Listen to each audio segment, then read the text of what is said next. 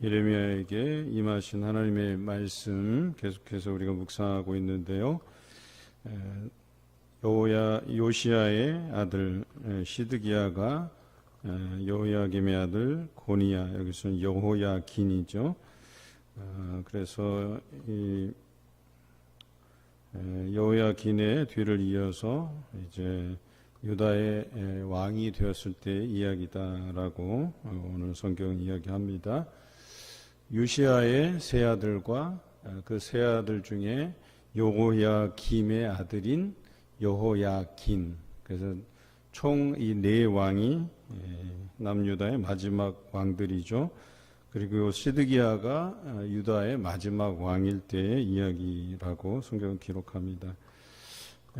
그 구성을 보면 시드기야 왕의 때에 예레미야를 통해서 임하신 하나님의 말씀이 나오고, 이게 시대순으로 나오면 괜찮은데 시대순으로 나오지 않고 어느 때는 시드기야가 나왔다가 어느 때는 여호야김에 대해서 나왔다가 어느 때는 여호야긴에 대한 이야기가 나왔다가 이렇게 왔다 갔다 하는 구성을 보면 이게 시대순으로 배치됐다기보다는 이렇게 편집에 의해서 어떤 목적에 의해서 주제에 따라서 이렇게 편집되었을 가능성이 있다, 이렇게 보여집니다.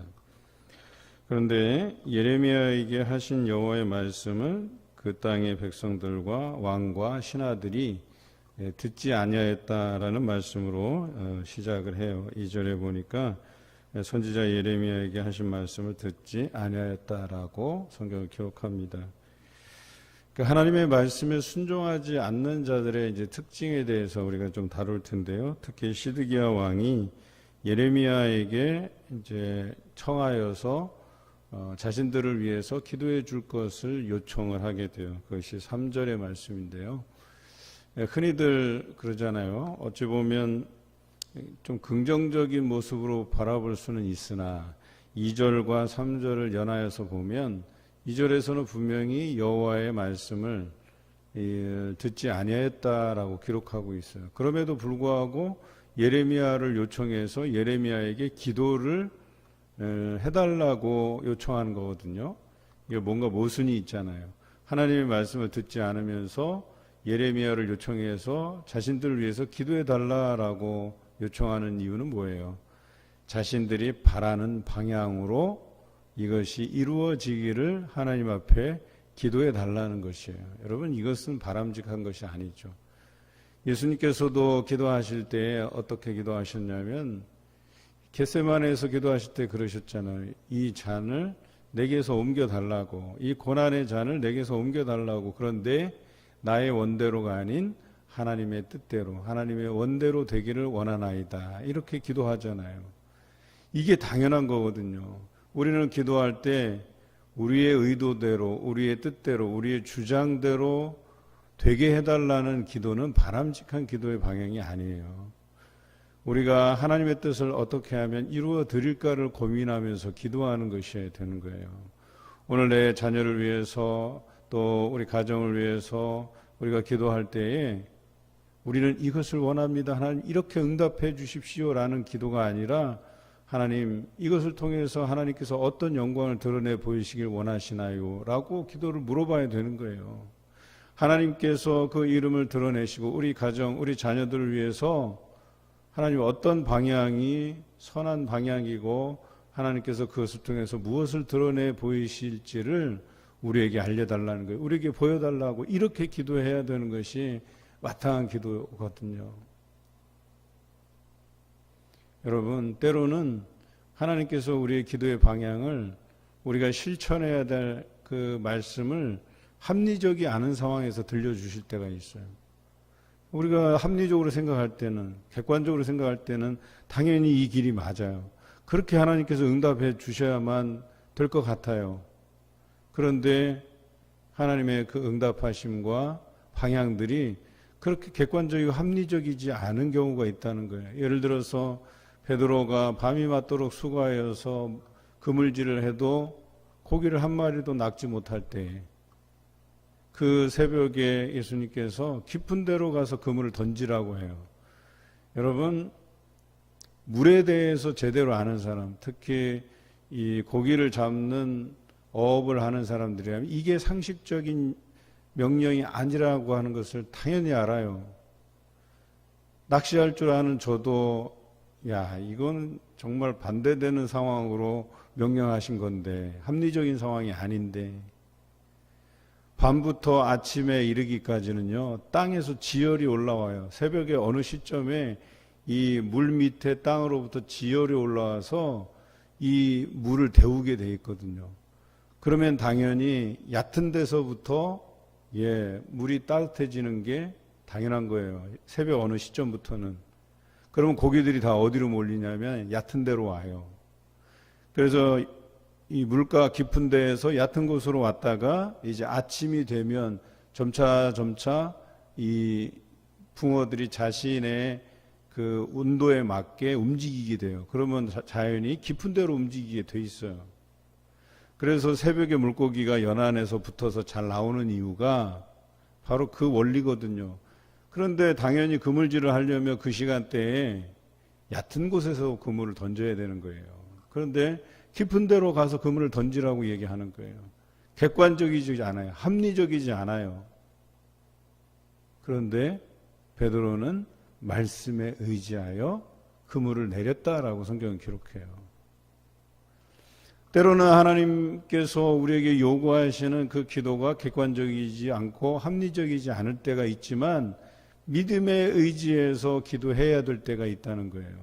여러분, 이 예레미야에게 부탁한 것은 지금 상황이 바로의 군대가 애굽에서 떠나서 예루살렘을 향해서 오고 있는 상황이에요. 객관적인 상황이라면 이 바벨론의 군대가 애굽의 군대를 무시할 수 없거든요.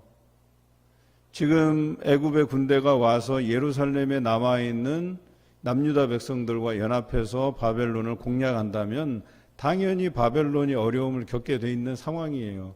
그렇다면 나라를 잃을 위기에 처해 있는 남유다가 움직이려고 하는 방향은 애굽이어야 되는 거예요. 그렇죠? 시드기야가 그걸 바랬다는 거예요. 왕과 왕의 신하들이 이 예레미야에게 요청한 기도는 뭐냐면 하나님의 뜻과 정반대되는 애굽 방향으로 쏠려 있는 거예요. 애굽의 군대가 와서 이 자기네 자리를 보존하게 하고 바벨론의 군대가 물러가게 하고 자신들이 이 땅을 지켜내는 것, 이것이 목적이었다는 거예요. 그런데 예레미야는 어떻게 이야기합니까? 오늘 성경 6절부터 10절에 보면 여호와의 말씀이 선지자 예레미야에게 임하니라. 그러니까 예레미야는 시드기야와 그의 왕의 신하들의 요구대로 기도하지 않았어요. 그는 하나님께서 자신에게 말씀하신 것을 백성에게 전달했다는 거예요. 그것이 이래요. 이스라엘의 하나님 여호와께서 이와 같이 말씀하시니라. 너희를 보내어 내게 구하게 한 유다의 왕에게 아뢰라. 너희를 도우려고 나왔던 바로의 군대는 자기 애굽 땅으로 돌아가겠고 라고 되어 있어요. 바로의 군대는 애굽으로 돌아갈 것이라고 얘기합니다. 그 다음에 갈대아인이 다시 와서 이 성을 쳐서 빼앗아 불사르리라. 지금은 애굽의 군대 때문에 잠시 바벨론의 군대가 물러가겠지만 다시 와서 이 성을 불사르게 될 것이다 라고 말씀하고 있어요. 여호와께서 이와 같이 말씀하시니라. 너희는 스스로 속여 말하기를 갈대아인이 반드시 우리를 떠나리라 하지 말라. 그들이 떠나지 아니하리라. 그러니까 이 시드기야 왕과 신하들이 요구하는 방향과는 정반대의 상황으로 백성들에게 말씀하고 있는 거죠. 왕과 신하들에게도 말씀하고 있는 거죠. 이것이 하나님의 뜻이라고 분명히 밝히고 있다는 얘기예요. 여러분, 객관적이지 않고 합리적이지도 않아요. 또 시드기야 왕과 그들의 신하들의 요구대로 하지도 않았어요. 이 예레미야는 오직 하나님의 뜻대로 예언한 사람이었다는 거예요. 우리가 무엇을 요구하거나 기도할 때 중요한 것은 나의 뜻 혹은 합리적이고 또 객관적인 것, 이런 것이 중요한 것이 아니라 하나님의 뜻이 무엇이냐. 하나님께서 나를 통해서, 내 기도를 통해서 어떻게 구하기를 원하시는지, 어떤 방향으로 우리를 이끌어 가시길 원하시는지, 이것이 너무나도 중요하다라고 하는 것이죠. 그런데 예레미야는 바로 그러한 선택을 한 거예요. 하나님의 뜻이 무엇인가? 그것을 제대로 이 백성에게 어떻게 전달해야 할까? 이것을 고민했다는 거예요. 11절부터 마지막 절까지는 여러 두려움에 대한 이야기를 하고 있어요. 여러분, 우리가 기도할 때에 물론 그 기도함을 통해서 하나님께서 우리에게 평안을 주셔요. 그런데 어떤 상황에서 우리가 두려움에 휩싸여질 때가 있다는 거예요. 그 첫째는 갈대아인의 군대예요. 사실 갈대아인의 군대가 이 바벨론의 군대가 움직인 것은 하나님의 뜻에 의해서 움직여진 거예요. 그런데 왔다가 그들도 객관적인 상황을 보게 된다는 거예요. 이것이 하나님의 뜻인 줄 알고 왔지만 그들에게도 객관적인 것이 눈에 보였다는 거예요. 애굽의 군대가 와요. 그리고 이 자체적으로 남유다의 군대와 합세해서 자신들을 공격하면 어떻게 할까? 그런 두려움이 몰려온다는 거예요. 그래서 하나님께서 이 심판을 주도해 가는 것이긴 하지만 이 갈대아인의 군대가 두려워해서 잠시 예루살렘을 떠나게 되는 일이 발생했다는 거예요. 이것도 어찌 보면 이 사람들이 하나님의 뜻을 수행하는 이 예루살렘을 심판하시기 위해서 도구된 것들을 잠시 잊고 자신들의 합리적인 생각들을 가지고 잠시 물러갔던 거예요. 여러분, 두려움이 올 때 우리가 자꾸 합리적이고 객관적인 방향으로 타협을 해요. 하나님의 뜻을 끝까지 수행하기보다는 그 믿음의 분량대로 우리가 행동할 때가 많다는 거예요. 여러분, 믿음의 분량이라는 것은 여기서 긍정적인 의미가 아니에요. 우리가 보는 데까지만 믿는 거예요. 하나님의 말씀을 끝까지 믿고 순종하고 그 끝이 어떠한가를 보려고 하지 않고 딱 내가 보이는 만큼만 믿어버리는 거예요. 여러분, 이거는 믿음이 아닙니다. 이것은 그냥 의심하는 거예요. 여전히 의심하고 자기가 객관적으로 믿어지는 그 방향, 그 선까지만 딱 믿는 거예요. 그리고 그 선을 넘어가잖아요. 그럼 아닌가 보네 하고 뜻을 철회해요. 믿음을 저버리게 돼요. 여러분, 그건 믿음이 아닙니다. 믿음은 이 모든 상황을 하나님께 전적으로 맡기고 끝까지 가보는 거예요.